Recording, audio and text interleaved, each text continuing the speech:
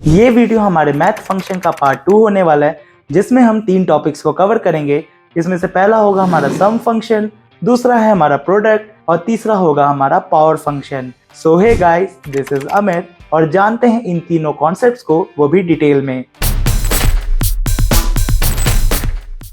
तो जैसा कि हम अपनी स्क्रीन पे आ चुके हैं, यहाँ पे हमें सबसे पहले बात करनी है सम फंक्शन पे। तो सम फंक्शन देखिए अलग अलग तरीके से हम निकाल सकते हैं, यानी कि एडिशन, जिसमें से एक बेसिक फंडामेंटल होता है हमारा ऑपरेटर का यूज करके। जैसे कि मैंने लगाया इक्वल का साइन, 1 पे क्लिक किया, फिर हमने प्लस लगाया, दूसरे पे क्लिक किया, फिर प्लस। इसी तरीके से हमने बारी बारी से सभी सेल पे क्लिक करते चले जाने हैं और जैसे ही आप एंटर करेंगे यहाँ पे आपका आंसर आ जाएगा 15। एक आपका ये तरीका हो गया। मैं इसे डबल कोट्स में रख देता हूँ यहाँ पे, ताकि आपको पहला मेथड समझ में आ जाए। ठीक है, एक तरीका हमारा ये हो गया। दूसरा तरीका होता है यहाँ पे हम फंक्शन का यूज कर सकते हैं। जैसे कि देखिए इक्वल, यहाँ पे हमने लगाया सम, ब्रैकेट ओपन। अब बोल रहे हैं number 1 comma number 2 and so on. जब भी आपको कॉमा लगा हुआ मिल जाए, इसका मतलब है हम इंडिविजुअल सिलेक्शन भी कर सकते हैं और साथ ही साथ चाहे तो हम यहाँ पे रेंज का भी सिलेक्शन कर सकते हैं। चलिए अभी विदाउट रेंज यहाँ पे जान लेते हैं। जैसे कि मैंने 1 पे क्लिक किया, कॉमा, दूसरे पे, इसी तरीके से हमने बारी बारी से सभी पे क्लिक किया, ब्रैकेट क्लोज, एंटर। यहाँ पे देख सकते हैं आपका आंसर 15 आ रहा है। चलिए इसे भी हम डबल कोट्स में रख देते हैं। एक मेथड तो हमारा ये हो गया।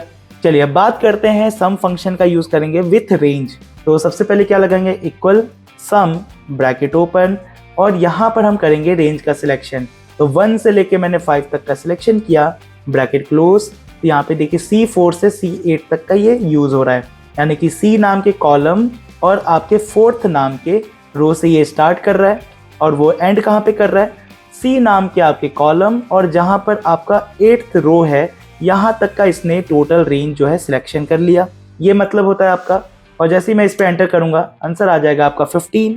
चलिए इसे भी हम डबल कोट्स में रख देते हैं। आपको तीनों तरीके यहाँ पे दिख रही होंगी कि किस किस तरीके से हम नॉर्मली सम कर सकते हैं। एक कॉमन यहाँ पे हम यूज कर सकते हैं ऑटो सम का। ऑटो सम के लिए क्या करना है, आपको अल्ट के साथ आपको प्रेस करना है इक्वल। जैसे आप अल्ट के साथ इक्वल प्रेस करेंगे आपका ऑटो सम लग जाएगा। बट एक इसका डिसएडवांटेज है कि ये रो और कॉलम पे ही वर्क करता है। जैसे कि मैंने यहाँ पर यूज किया ऑटो सम, तो देखिए अल्ट के साथ जैसे इक्वल प्रेस करेंगे, एंटर करेंगे, आपका 15 आ रहा है। इसने एक्चुअल में रेंज कहाँ से कहाँ तक का लिया, यहाँ से इसने शुरू किया और यहाँ पे इसने एंड कर दिया। आपको पूरा यहाँ पे डेटा रेंज दिख रहा होगा। अगर इसका इस्तेमाल मैं इस जगह पे करता हूँ और मैं अल्ट के साथ इक्वल प्रेस करता हूँ, तो देखिए वर्क नहीं करेगा, क्योंकि ये डेटा को राइट साइड में ही सिलेक्ट करेगा। जैसे मैंने यहाँ पे अल्ट के साथ इक्वल लगाया और एंटर कर देते हैं, तो देखिए सिर्फ आंसर आपका 1 आ रहा है, ना कि 15। तो इसका इस्तेमाल हम कुछ लिमिटेड जगहों पे कर सकते हैं, जहाँ पर आपका डेटा जो है हॉरिजॉन्टल या फिर वर्टिकल फॉर्म में हो, तो यहाँ पे आप ऑटो सम का यूज कर लीजिएगा। तो वहाँ पर आप ऑटो सम का यूज कर सकते हैं।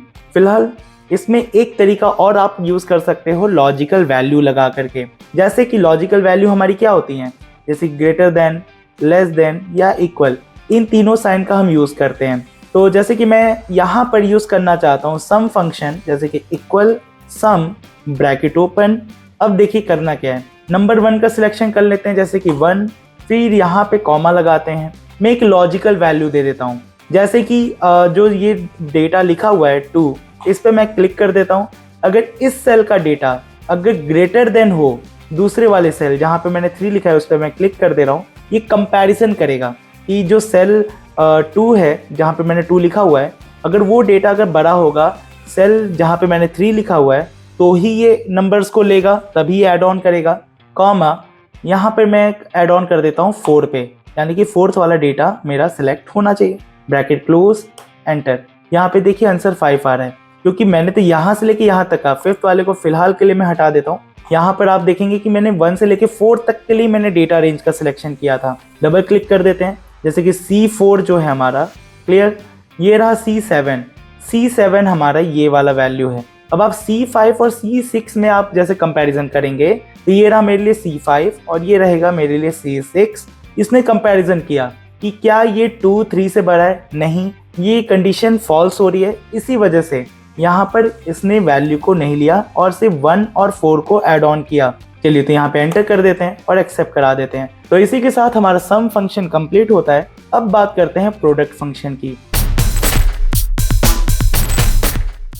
प्रोडक्ट क्या काम करता है, आपके मल्टीप्लिकेशन का काम करता है। कि जैसे कि नॉर्मली हम मल्टीप्लिकेशन के लिए क्या कर सकते हैं, इक्वल और जिस वैल्यू को हमें मल्टीप्लाई करना है, जैसे कि ये 599 जो लिखा है, इस पे हमने क्लिक किया, मल्टीप्लिकेशन का साइन लगाया, आप यहाँ पे देखते रहिएगा, और दूसरे वाले सेल पे हम क्लिक कर देते हैं और एंटर। तो आप देख सकते हैं कि इस तरीके से हम लोगों ने मल्टीप्लिकेशन किया। इसे चलिए डबल कोट्स में हम यहाँ पे रख देते हैं। ये हमारा बेसिक फंडामेंटल है। इसकी थोड़ी फॉन्ट की साइज बढ़ा देते हैं यहाँ पर। अब अगर बात करें कि यहाँ पर किसी तरीके से अगर फंक्शन लगा सके तो लगाएंगे क्या, इक्वल, जो हमारा प्रोडक्ट फंक्शन है उसका फंक्शन का नाम लिखा हमने, नंबर 1 कॉमा नंबर 2। इसका मतलब ये हुआ कि हम इस तरीके से सिलेक्ट करके कॉमा लगा के दूसरे वाले को सिलेक्ट कर सकते हैं, ब्रैकेट क्लोज, एंटर। तो देखिए यहाँ पे आपका आंसर आ रहा है। तो देखिए एक फंक्शन का तरीका ये हो गया। इसे भी हम डबल कोट्स में लगा देते हैं ताकि आप एक कंपैरिजन कर पाएं। अब बात करते हैं तीसरे तरीके की। मैंने पहले ही कहा था कि जब भी आपको नंबर्स में कॉमा लगा हुआ मिल जाए,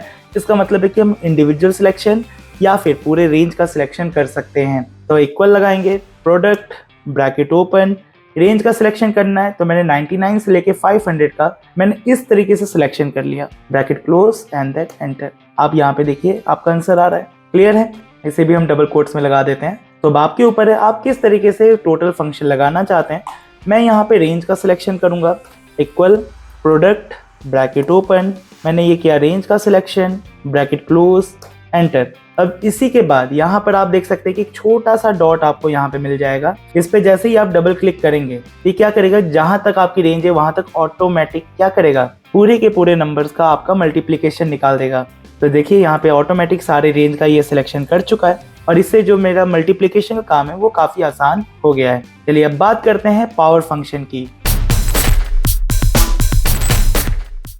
पावर क्या होता है कि जैसे मैंने कह दिया कि 2 की पावर 3, यानी कि जब भी हम पावर की बात करते हैं यानी कि एक्सपोनेंट की, तो जितनी वैल्यू हमने एक्सपोनेंट में दी होगी उस नंबर से वो मल्टीप्लाई होगा उतने टाइम्स, यानी कि नंबर मल्टीप्लाई बाय इटसेल्फ, जितना हम उसमें एक्सपोनेंट मेंशन करेंगे। जैसे मैंने कहा 2 की पावर 3 यानी कि 2 इंटू 2 इंटू 2, 3 टाइम्स 2 हुआ, मल्टीप्लिकेशन करा, यहाँ पे आपका आ जाएगा 8। बस यही हमारा बेस और एक्सपोनेंट होगा। तो जैसे कि मैंने लिखा यहाँ पे 2 और यहाँ पे मैंने लिखा 3, ठीक है। तो 3 को मैं बना देता हूँ यहाँ पे एक्सपोनेंट, यहाँ से एक्सपोनेंट बना। तो यहाँ पे आप ध्यान से देखिएगा, ये जो मेरा 2 है ये मेरे लिए बेस कहलाएगा और ये जो 3 है ये मेरे लिए एक्सपोनेंट कहलाएगा। बस इन्हीं दोनों की वैल्यूज हमें रखनी है। अगर किसी भी बेस का एक्सपोनेंट अगर आपको 0 मिल जाएगा, वो हमेशा आपको डिनोट करेगा 1। क्लियर? इसे यहाँ से हटा देते हैं और यहाँ पर वर्क करते हैं बेसिक फंक्शन से। तो क्या करेंगे, इक्वल लगाएंगे। एक बेसिक फंडामेंटल हमारा होता है, जैसे मैंने लिखा 2 की पावर 3, तो यहाँ पे हम 2 लिखेंगे। एक्सपोनेंट के लिए आप शिफ्ट के साथ जैसे 6 प्रेस करेंगे, ये एक्सपोनेंट का सिंबल बन जाएगा और यहाँ पे आप लिखिए 3, एंटर। तो देखिए 2 की पावर 3 यहाँ पर आपकी आ गई, यानी कि 8। चलिए एक तरीका तो ये था हमारा, तो इसे हम यहाँ से हटा देते हैं और फंक्शन लगाते हैं, equal, power, bracket open, base बोल रहा है तो हमने बेस का सिलेक्शन किया, कॉमा, एक्सपोनेंट बोल रहा है तो हमने यहाँ पे एक्सपोनेंट का सिलेक्शन किया, ब्रैकेट क्लोज, एंटर। तो जैसे कि मैंने कहा था कि जो भी आपका बेस या एक्सपोनेंट अगर 0 हुआ तो आपको आंसर में 1 शो करेगा। इसी को चलिए हम लोग ड्रैग कर देते हैं। तो जैसे ही मैं बेस की वैल्यू 2 लिख देता हूँ और एक्सपोनेंट लिख देता हूँ 3, तो यहाँ पर आप देख सकते हैं कि 8 आ रहा है आपका आंसर। मैं यहाँ पे 4 को मैं बेस ले लेता हूँ, एक्सपोनेंट में चलिए यहाँ पे 4 ले लेते हैं, तो ये आपका 256 आ रहा है। कैसे?